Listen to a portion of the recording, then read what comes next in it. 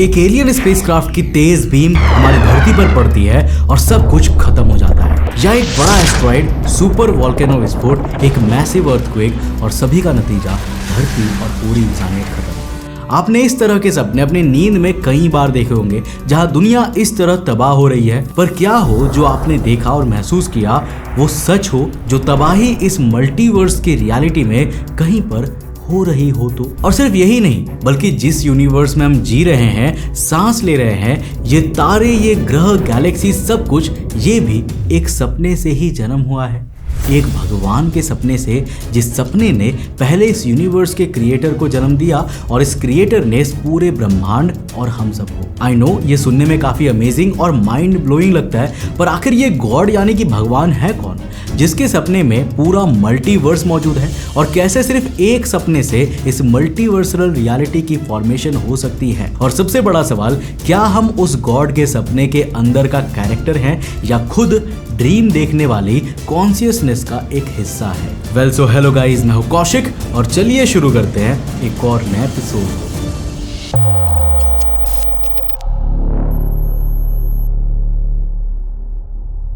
दोस्तों, वीडियो में आगे बढ़ने से पहले जिस तरह आप मेरे साथ YouTube पे कनेक्टेड हो, मैं चाहूंगा कि आप उसी तरह मेरे साथ Instagram पे भी जुड़ जाओ। ये है मेरा Instagram का user handle, link description box में जाके फॉलो कर लेना। तो ये है ऑब्जर्वेबल यूनिवर्स, करीब 90 बिलियन लाइट ईयर्स में फैला। वैसे तो यूनिवर्स का ट्रू स्केल इनफाइनाइट है और पॉसिबली उसके बाहर और भी इनफाइनाइट यूनिवर्सेस हैं। अब सोचो, तुम इस यूनिवर्स के अंदर नहीं बल्कि बाहर हो और तभी कुछ अजीब होता है। अचानक ये सभी मल्टीवर्स, गैलेक्सी, स्टार्स, प्लैनेट्स एक पल में गायब हो जाते हैं, जैसे किसी सपने के टूटने पर होता है, और बच जाता है सिर्फ एनर्जी का एक ओशन जिससे ये सब कुछ पहले बना था। सुनने में अनबिलीवेबल लगता है, बट शायद हमारे यूनिवर्स की सच्चाई यही है। आज हम यूनिवर्स के फॉर्मेशन की एक ऐसी थियोरी के बारे में जानने वाले हैं जहां बिग बैंग, टाइम, गैलेक्सीज, तुम्हारा बर्थ, तुम्हारा फोन, तुम्हारी मेमोरीज, सब कुछ मिलकर सिर्फ एक कॉस्मिक ड्रीम बन जाते हैं। तो भगवत पुराण में एक समुद्र का जिक्र है, एक अजीब सा व्हाइट ग्रे समुद्र जो प्योर एनर्जी का बना है और स्पेस एंड टाइम की लिमिट से बाहर अनंत तक फैला हुआ है। इसका नाम है क्षीर सागर और इसके अंदर हर पॉसिबल यूनिवर्स की सारी एनर्जी, इंफॉर्मेशंस, सब कुछ मौजूद है। इसकी एक बूंद में ही कई मल्टीवर्स को जन्म देने की पावर है। इस एनर्जी के ओशन की सरफेस पर जब आप ध्यान से देखोगे तो अचानक कुछ हिलता हुआ दिखाई देता है। एक बहुत बड़ा काला सर्पेंट यानी सांप, जिसका आकार कॉस्मोस लेवल तक फैला हुआ है, और कई डिस्क्रिप्शन के मुताबिक इसका नाम है अनंत शेष, जिसका अंत नहीं यानी अनंत आकार वाला। और ये इस एनर्जी के ओशन में रिप्रेजेंट करता है काल को यानी समय को। इन शॉर्ट, ये टाइम का लिविंग सिंबल है। इसके 1000 फन है और हर फन की आंखें अलग अलग डायरेक्शन में देख रही हैं, जैसे टाइम एक साथ पास्ट, प्रेजेंट, फ्यूचर सब कुछ ऑब्जर्व कर रहा हो। अनंत शेष अपने कॉइल्स को एक ऐसे ट्विस्ट करके रखता है कि ऊपर एक फ्लैट सा प्लेटफॉर्म बन जाता है, और इस प्लेटफॉर्म पर कोई रैंडम देवता नहीं है बल्कि विष्णु भगवान खुद मौजूद होते हैं। एक शांत चेहरा, नीली बॉडी, बंद आंखें, 4 हाथ, शंख, चक्र, गदा, पद्म। लेकिन जब भगवान विष्णु सोते हैं और सपनों में होते हैं, तब यहीं से स्टार्ट होता है क्रिएशन का फर्स्ट स्टेप। इस पूरे कॉस्मिक की स्टार्टिंग से पहले के सीन में आपको विष्णु जी के साथ उनके पास लक्ष्मी जी के बैठे होने का भी डिस्क्रिप्शन मिलता है। और लक्ष्मी यहाँ सिर्फ पैसा नहीं, बैलेंस और ऑर्डर की देवी भी है। मतलब ये ड्रीम जो अब चालू होने वाला है वो प्योर केओस नहीं होगा, उसमें रूल्स होंगे, पैटर्न्स होंगे, फिजिक्स होगी, मैथ होगी। और अगर आपको हमारा how universe born from nothing वाला रिसेंट वीडियो याद है, तो आपको ये भी पता होगा कि यूनिवर्स के क्रिएशन से पहले ही फिजिक्स के रूल्स और quantum rules kind of exactness में थे, जिन्होंने बाद में मेक श्योर किया कि यूनिवर्स की फॉर्मेशन एक एग्जैक्ट पैटर्न को फॉलो करे, ताकि वो यूनिवर्स ही रियलिटी में आए जिसमें आज हम मौजूद हैं, ना कि कोई बिना ग्रेविटी या एंटी मैटर और मैटर की डिस्ट्रक्शन से बना खाली और बेजान यूनिवर्स। जिसके बाद भगवान विष्णु के ड्रीम से यूनिवर्स की फॉर्मेशन का सेकेंड स्टेप शुरू होता है, जिसमें विष्णु भगवान के नेवल यानी नाभि से एक गोल्डन लाइट का छोटा सा पॉइंट निकलता है। धीरे धीरे वो पॉइंट एक थिन टाइप फॉर्मेशन में बदलता है, एक लॉन्ग ग्लोइंग फॉर्मेशन जो ऊपर जा रही है। टॉप पर उस फॉर्मेशन के ऊपर एक जायंट लोटस जैसी शेप की क्रिएशन होती है। सही मायने में ये स्ट्रक्चर कोई लोटस फूल नहीं बल्कि एक पूरा थ्रोन है। इसके बीच में बैठते हैं 4 मुख वाले देवता ब्रह्मा। हर चेहरा अलग अलग डायरेक्शन में देख रहा है, जैसे वो हर एंगल से रियलिटी को पढ़ रहे हों। ये मूवमेंट हमारे यूनिवर्स के ऑन बटन जैसा है। नीचे एनर्जी का ओशन रेडी पड़ा है, टाइम का सरपेंट स्टेबल प्लेटफॉर्म बना रहा है। भगवान विष्णु गहरी निद्र मुद्रा में आ चुके हैं और उनके सपनों के अंदर से ब्रह्मा जैसे एक क्रिएटिव माइंड निकला है, जिन्हें हमारी इस मल्टीवर्स रियलिटी का क्रिएटर यानी कि रचयिता कह सकते हैं।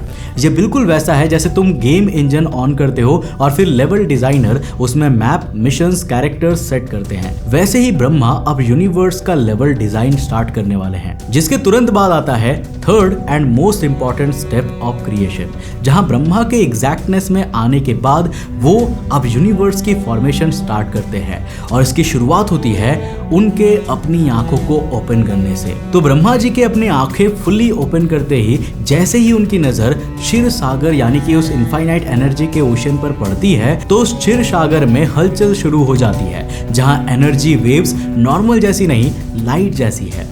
हर वेव एक आइडिया बन के ऊपर उठती है। Star, planet, gravity, time, life.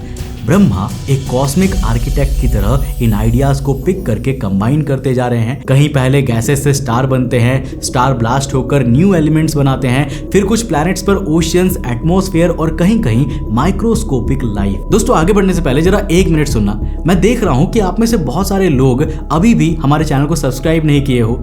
यार सब्सक्राइब करने के कोई पैसे नहीं लगते, अभी के अभी जाओ और सब्सक्राइब जरूर कर लो। अब तुम इसको मॉडर्न लैंग्वेज में बोलो तो लगता है big bang, nebula, galaxies, solar system. बस डिफरेंस ये है कि यहाँ ये सब कोल्ड मैथ नहीं, एक लिविंग स्टोरी की तरह हो रहा है। एक साइड विष्णु अभी भी शांत सो रहे हैं, लेकिन उनके सपने के अंदर ये सारी एक्सप्लोजन्स, लाइट्स, नॉइजेस, जन्म, मौत सब एक साथ चल रहे हैं। जैसे तुम एक छोटा सा ड्रीम देखते हो जिसमें कभी स्कूल होता है, कभी जंगल, कभी स्पेस, लेकिन तुम एक्चुअल में बेड पर सीधा पड़े होते हो। अब सोचो अगर पूरी रियलिटी, ये फिजिक्स, पूरी केमिस्ट्री, पूरी बायोलॉजी सिर्फ किसी गॉड, किसी अल्टीमेट हायर बीइंग जो यहाँ भगवान विष्णु हैं, उनके एक ड्रीम का पार्ट है, तो तुम और मैं यहाँ पर क्या है? सिर्फ ड्रीम के कैरेक्टर्स या खुद ड्रीम देखने वाले विष्णु जी की कॉन्शियसनेस का एक हिस्सा। और अगर भगवान विष्णु एक लम्हे के लिए अपनी आंखों को खोलकर अपने सपने को तोड़ दे, तो क्या हम सब, हमारा पास्ट, हमारा फ्यूचर सब एक सेकंड में ब्लिंक करके वैनिश हो जाएगा? सवाल हैवी है और इनका जवाब भी, जिन जवाब के लिए हमें खुद ब्रह्मा जी के नजरिए से यूनिवर्स और समय के मतलब को समझना होगा।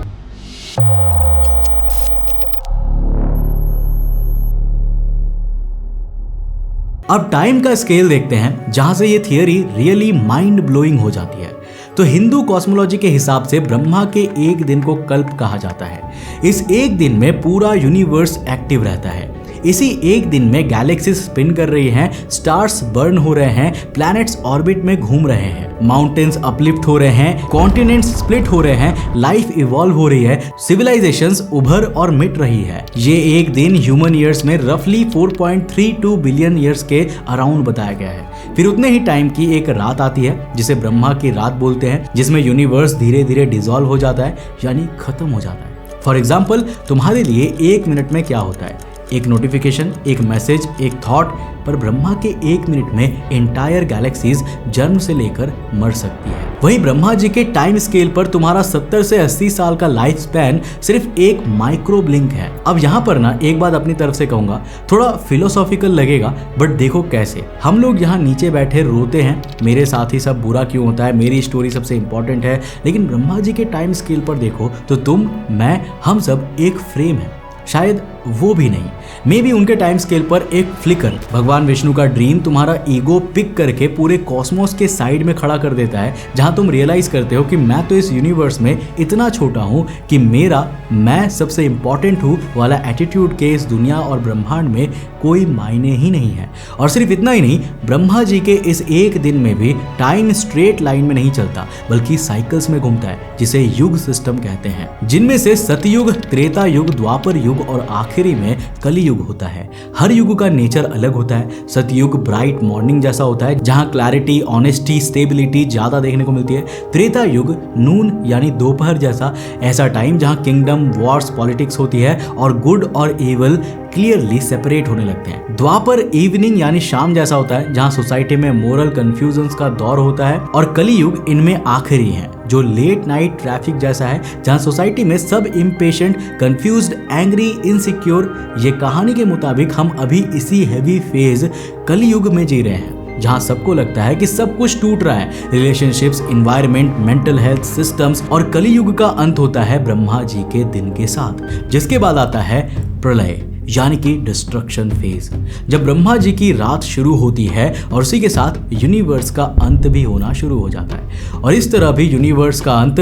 सिर्फ कुछ पलों में नहीं होता, बल्कि इसका पूरा अंत होने में भी ब्रह्मा जी की पूरी रात लगती है। ये एक लॉन्ग स्लो डेथ है। स्टार्स पहले कलर लूज करते हैं, फिर लाइट, प्लैनेट्स का ऑर्बिट अनस्टेबल होता है, कुछ ब्लैक होल्स की डार्कनेस की तरफ खींच लिए जाते हैं, कुछ डीप स्पेस में ड्रिफ्ट कर जाते हैं, प्लैनेट्स के एटमॉस्फेयर खत्म होने लगते हैं, ओशियंस इवेपोरेट हो जाते हैं, और पूरे मल्टीवर्स की रियलिटी इस तरह part by part her particle के साथ वापस एनर्जी में बदलते हुए वापस क्षीर सागर की अनंत एनर्जी में समा जाती है, उन सभी कॉन्शियसनेस के साथ जो कभी उन मल्टीवर्स में मौजूद थे। अब ये यहाँ इस तरह भी कॉन्शियसनेस का वापस एनर्जी में बदलना और अनंत सागर में मिलना काफी इंट्रीगिंग है, जो रीइंकार्नेशन और आत्मा जैसे कॉन्सेप्ट तक जाता है। तो देखो, ब्रह्मा जी के दिन में आंखें खुलने के साथ मल्टीवर्स और रियलिटी के क्रिएशन के बाद रात में आंखें बंद करने पर हर चीज के खत्म होने का ये प्रोसेस ये सिर्फ एक बार नहीं होता, बल्कि ये तो एक सेल्फ रिपीटिंग प्रोसेस है। और ऐसे यूनिवर्स की क्रिएशन और डिस्ट्रक्शन की काउंटलेस साइकिल्स अब तक हो चुकी है और आगे भी चलते रहेंगे। हर बार हर साइकिल में ब्रह्मा जी नए तरह के यूनिवर्स, नए प्लैनेट, स्टार्स और नए लिविंग बीइंग्स बनाते हैं। एंशिएंट टेक्स्ट के मुताबिक तुम्हारा सोल यानी कि आत्मा, वो कॉन्शियसनेस जो आपको आप बनाती है, वो भी यूनिवर्स के खत्म होने और दोबारा रिक्रिएट होने के इस प्रोसेस में इन साइकिल्स के बीच ट्रैवल करता है और हर नए यूनिवर्स नए ऑर्डर के मुताबिक रोल्स चेंज करता रहता है। जिसके बाद हम पहुंचते हैं अपने आखिरी सवाल पर, क्या हम इस यूनिवर्सल रियलिटी के सिर्फ एक कैरेक्टर हैं जो बस इस क्षीर सागर की एनर्जी से बनी है, या फिर हम खुद भी उस अल्टीमेट डिवाइन बीइंग जिसका ये पूरा ड्रीम है, उसकी कॉन्शियसनेस का एक हिस्सा मात्र है?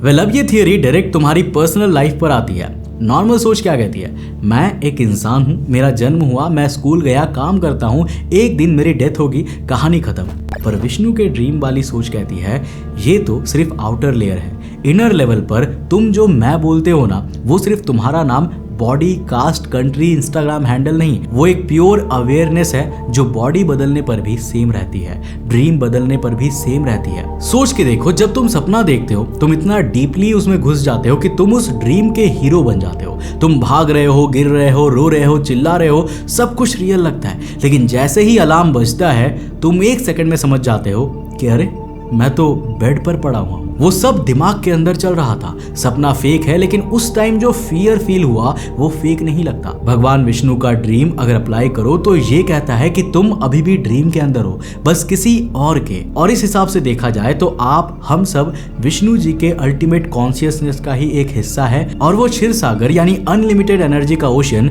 ब्रह्मा, ये सब भी उन्हीं यूनिवर्स के कॉन्शियसनेस का हिस्सा है, उनसे जन्मा है। अब इस थियरी का सबसे डार्क पार्ट यही है, अगर ये सब एक कॉस्मिक ड्रीम है, जो तुमने जितने साल जिस चीज के लिए फाइट किया, जो जेलसी फील की, उसके लिए हेट और ईगो कैरी किया, वो सब टेम्पररी है। अब मॉडर्न एंगल से इस स्टोरी को देखते हैं। आजकल हर जगह लोग सिमुलेशन थियरी की बात करते हैं, जिसमें कहा जाता है कि शायद हम किसी एडवांस सिविलाइजेशन के कंप्यूटर सिमुलेशंस में जी रहे हैं। क्वांटम फिजिक्स बोलती है मैटर उतना सॉलिड नहीं जितना वो दिखता है, छोटे लेवल पर सब कुछ वाइब्रेशंस, फील्ड्स, प्रोबेबिलिटी पैटर्न्स जैसा बिहेव करता है। लोग कहते हैं may be universe is code. अब देखो, खुद वो विज्ञान जिसे हम मानते हैं कहीं ना कहीं आकर अटक जाता है और कुछ ऐसी चीजों की ओर इशारा करता है जो विष्णु जी के ड्रीम से क्रिएटेड यूनिवर्स की रियलिटी की तरह लगती है।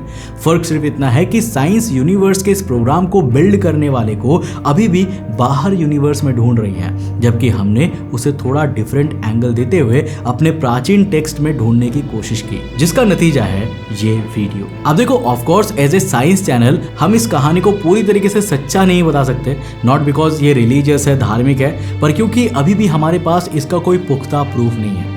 इसीलिए हमने इस वीडियो में विष्णु भगवान के सपने से क्रिएशन वाली थियरी को भी बिल्कुल उन थियरीज की तरह डिस्कस किया जैसे हम इस चैनल पर दूसरी अनप्रूवन थियरीज एंड आइडियाज को एक्सप्लोर करते हैं। For example multiverse, time travel, string theory जैसी चीजें। आई होप कि आपको आज की वीडियो काफी पसंद आया होगा। अगर पसंद आया तो इस वीडियो को लाइक करने के साथ साथ दोस्तों के साथ जरूर शेयर करना। अगर आपने इस चैनल पर तो चैनल को सब्सक्राइब करने के साथ साथ नोटिफिकेशन बेल को कर देना। और अगर आपको ये वीडियो पसंद आई ना तो मैं आपको रिकमेंड करूंगा कि आप अगली वीडियो इसे जाकर जरूर देखना, जिसमें हमने बात किया है कि अगर दो मल्टीवर्सेस यानी दो बबल यूनिवर्सेस आपस में टकराए तो क्या होगा। क्या ऐसी कोई घटना पास्ट में घट चुकी है, और अगर ऐसा हुआ तो हमारा क्या होगा। जानने के लिए इस वीडियो को जाकर देखना, बहुत इंटरेस्टिंग है। मैं मिलता हूं आपको नेक्स्ट एपिसोड के साथ, तब तक के लिए बाय, जय हिंद।